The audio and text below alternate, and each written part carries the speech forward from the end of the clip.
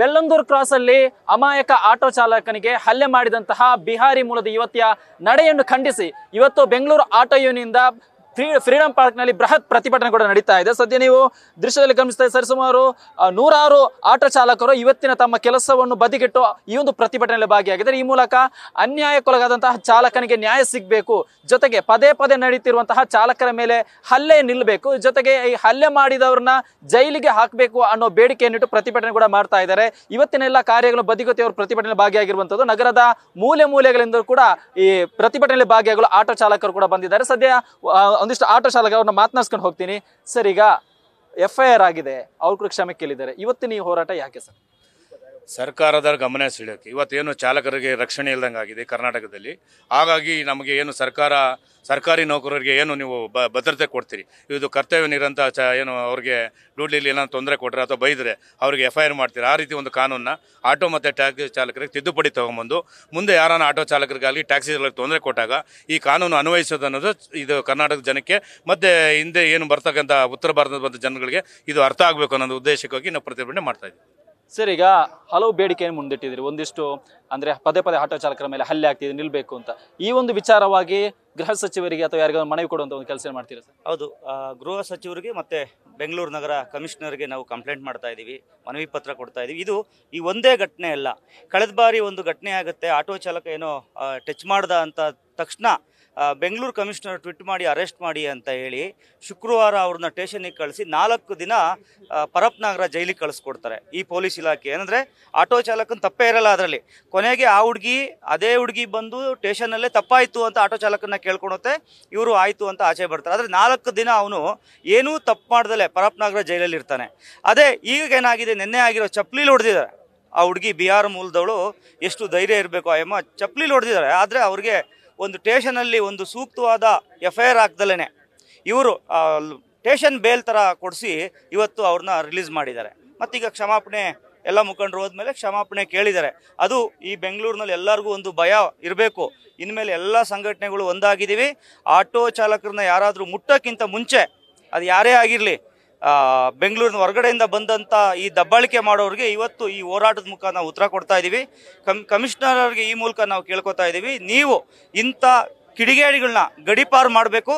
ಮತ್ತು ಯಾವುದೇ ಒಂದು IT-BT ಕೆಲಸಕ್ಕೆ ಸೇರಿಸ್ಕೋಬೇಕಾದ್ರೆ ನಮ್ಮ ನಾಡಿನ ಬಗ್ಗೆ ಅವ್ರಿಗೆ ತಿಳಿದಿರಬೇಕು.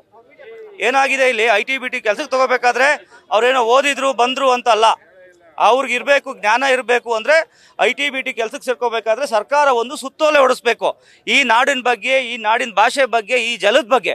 ಆವಾಗ ಅವ್ರಿಗೆ ಒಂದು ಇಲ್ಲಿ ಕೆಲಸ ಸಿಗಬೇಕು ಅಂದರೆ ಅವ್ರು ಇದೆಲ್ಲ ಒಪ್ಕೋಬೇಕು. ನಾವು ಕನ್ನಡ ನಾಡಲ್ಲಿ ಇರ್ತೀವಿ, ಇಲ್ಲಿ ಕನ್ನಡಿಗರ ಜೊತೆ ಇರಬೇಕು ಅಂದರೆ ನೀವು ಕನ್ನಡ ಕಲಿಲೇಬೇಕು. ಸುಮಾರು ಜನ ಆಟೋ ಚಾಲಕರಿಗೆ ಈ ಮೂಲಕ ನಾವು ತಿಳಿಸ್ತಾ ಇದ್ದೀವಿ, ಎಲ್ಲ ಹಿಂದಿಯವ್ರಿಗೆ ಕನ್ನಡ ಕಲಿಸೋದಕ್ಕೆ ನಾವು ಈ ಪ್ರಾರಂಭ ಮಾಡ್ತಾ ಇದ್ದೀವಿ. ಮತ್ತೆ ಮುಂಚೆ ಸುಮಾರು ಎಲ್ಲರೂ ಮಾಡಿದ್ರು, ಈಗ ಮತ್ತೊಮ್ಮೆ ನಾವೆಲ್ಲ ಸಂಘಟನೆಯವರು ಸೇರಿ ಎಲ್ಲ ಆಟೋಗಳ ಮೇಲೆ ಕನ್ನಡ ಕಲಿಸ್ಬೇಕು ಈ ಪರಭಾಷಿಗರಿಗೆ. ಯಾಕಂದರೆ ಕನ್ನಡ ಕಲಿತ್ರೆ ಸ್ವಲ್ಪ ಈ ಜಗಳ ಕಮ್ಮಿ ಆಗುತ್ತೆ. ಯಾಕೆಂದರೆ ಅವ್ರಿಗೆ ಭಾಷೆ, ನಮಗೆ ಕನ್ನಡ ಬರಲ್ಲ. ಎಷ್ಟು ದಿಮಾಕಿದೆ ಅಂದರೆ, ಈ ಕನ್ನಡ ಏನಕ್ಕೆ ಕಲಿಬೇಕು, ಇದು ಇಂಡಿಯಾ ಅಂತಾರೆ. ಕರ್ನಾಟಕದಿಂದ ಇಂಡಿಯಾದಿಂದ ಕರ್ನಾಟಕ ಆಗಿದ್ದಲ್ಲ, ಇದು ಒಕ್ಕೂಟದ ರಾಷ್ಟ್ರ. ಇದು ನಾವು ಒಕ್ಕೂಟದಲ್ಲಿ ನಾವು ಕನ್ನಡತನ ಬಿಟ್ಕೊಡ್ಲಿಕ್ಕೆ ತಯಾರಿಲ್ಲ. ಏನು ಆ ಬಿಹಾರ್ ಮೂಲದವರು ಇದ್ದಾರೆ, ಆಗಲೇ ನೆನ್ನೆ ಆ PG ಅವರು ಸಹ ನನಗೆ ಫೋನ್ ಮಾಡಿ ಹೇಳಿದ್ರು, ಕ್ಷಮೆ ಕೇಳ್ತಾ ಇದ್ದಾರೆ, ನೀವು ಬನ್ನಿ ಅಂತ. ನಾನು ಹೇಳಿದ್ವಿ ಧೈರ್ಯವಾಗಿ, ಇಲ್ಲ ಅಲ್ಲಿ ಬೇರೆ ಸಂಘಟನೆಯವರು ಅವರೆಲ್ಲ ನಮ್ಮ ಮಿತ್ರ ಸಂಘಟನೆಯವರು ಇದು ಮಾಡ್ತಾ ಇದ್ದಾರೆ, ಅವ್ರ ಮುಂದೆನೇ ಕೇಳಿಸಿ ಅಂತೇಳಿ ಅವ್ರನ್ನ ಆಗಲೇ PGಯಿಂದನೂ ಕಳಿಸ್ಲಿಕ್ಕೆ ಆಗಲೇ ವ್ಯವಸ್ಥೆ ಮಾಡಿದ್ದಾರೆ. ಏನು ಇಬ್ಬರೂ PG ಅವರು ಫೋನ್ ಮಾಡಿ ಹೇಳಿದ್ವಿ ಯಾವುದೇ ಕಾರಣಕ್ಕೂ ಇಟ್ಕೋಬಾರ್ದು ಅಂತ, ಅದಕ್ಕೂ ಸಹ ಒಪ್ಕೊಂಡಿದ್ದಾರೆ. ಬೆಂಗಳೂರಿನಲ್ಲಿ ನಾವು ಕೇಳ್ತಾ ಇರೋದು, ಆ ಎಮ್ಮ ಮಾಡಿದ ಶಿಕ್ಷೆಗೆ ಬೆಂಗಳೂರಿನಲ್ಲಿ ಯಾವ PG ಆಗಲಿ ಯಾವ ಮನೆ ಆಗಲಿ ಎಮ್ಮಗೆ ಕೊಡಬಾರ್ದು. ಮೇಡಮ್, ಈಗ ಒಬ್ಬರು ಲೇಡಿನೇ ಹಲ್ಲೆ ಮಾಡಿರೋದು, ಪ್ರೆಗ್ನೆಂಟ್ ಲೇಡಿ ಅಂತ ಅಂತಾರೆ. ಆ ಪ್ಲೇಸ್ನಲ್ಲಿ, ಲೋಕೇಶ್ ಪ್ಲೇಸ್ನಲ್ಲಿ ನೀವಿದ್ರೆ ಏನು ಮಾಡ್ತಿದ್ದೀರಿ ಮೇಡಮ್? ನಮಗೆ ಡ್ರೈವರ್ಗಳಿಗೆ ಫಸ್ಟ್ ತಾಳ್ಮೆ ಅನ್ನೋದು ತುಂಬ ಇದೆ ಸರ್. ನಾವು ಡ್ರೈವರ್ಗಳಿಗೆ ತಾಳ್ಮೆ ಇರೋದ್ರಿಂದಾನೇ ಇನ್ನು ಇದು ಹಿಂದಿ ವಾಲೆಗಳು ಕರ್ನಾಟಕದಲ್ಲಿ ಇಷ್ಟೆಲ್ಲ ದಬ್ಬಾಳಿಕೆ ಮಾಡೋ ಥರ ಆಗ್ಬಿಟ್ಟೈತೆ.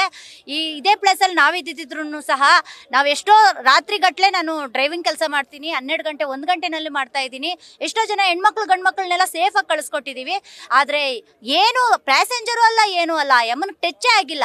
ಟಚ್ ಆಗದಿರನೇ ಈ ಥರ ಮಾಡಿದಾರಲ್ಲ ಸರ್.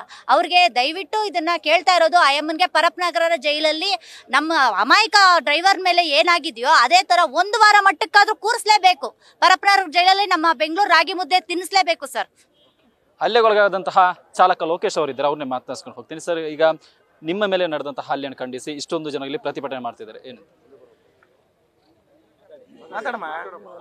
ಮಾತಾಡು, ನಿನ್ಗೆ ಏನಾಯ್ತು ಅದನ್ನ ಮಾತಾಡು. ಸರ್, ಇಲ್ಲ, ಏನು ನಿನ್ನೆ ಮೊನ್ನೆಯಿಂದ ಈ ಒಂದು ಘಟನೆ ನಡೆದಿತ್ತು. ಈ ವಿಚಾರವಾಗಿ ಬಹಳ ಮನ್ಸಿಗೆ ನೋವಾಗಿದೆ. ಯಾಕೆಂದ್ರೆ ಇವರು ಯಾವುದೇ ಒಂದು ಚಾಲಕ ಆಗಿದ್ರು ಆ ಪರಿಸ್ಥಿತಿಯಲ್ಲಿ ನಾವು ಏಕಾಏಕಿ ಏನನ್ನು ಹಲ್ಲೆ ಮಾಡಿದ್ರೆ ಇವತ್ತು ಜೈಲು ಕೂರಿಸೋ ಅಂತ ಪರಿಸ್ಥಿತಿ ನಮ್ಮ ಚಾಲಕರಿಗೆ ಬಂದಿರೋದು. ಈಗಾಗಲೇ ಸುಮಾರು ಕೇಸ್ಗಳನ್ನ ನಾವು ಅಬ್ಸರ್ವ್ ಮಾಡ್ಬೋದು. ಸುಮಾರು ಜನ ಬರೀ ಓಲಾ ಊಬರ್ 2 ಗಾಡಿ ಬುಕ್ ಮಾಡಿದ್ದಾರೆ ಅಂದ್ಬಿಟ್ಟು ಜೈಲಿಗೆ ಹಾಕಿರೋದಿದೆ.